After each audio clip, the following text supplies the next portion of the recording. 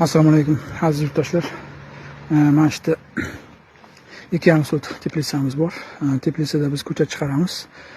Endi mana shu teplitsaning ichida biz sovurib ketadigan mevalarni yetishtirib ko'rmoqchimiz. 4 xil mevani sovurib ketadi. Anor, anjir, xurmo, uzum. Nari chekkaga ustun yo'q joylarga o'rtaga har 2 metrdan uzun ekmoqchimiz. Mana bu chekkaga ham. Mana ustun yo'q joylarga mana xurmo, anor shunaqa narsalar yetishtirib ko'rmoqchimiz.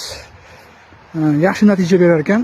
O'sha yangi yilgacha saqlash imkoniyati bo'lar ekan. Mana shu bekor yotgan teplitsangiz bo'lsa, siz ham shuni qilib ko'ring. Mana ko'rsataman mana. Hozir. Mana shu anjirlarni biz kesmaganmiz. Yo'g'onlashib, mevasini to'kmagan hali. Siz ham shuni qilib ko'ring. E'tiborlaringiz uchun rahmat.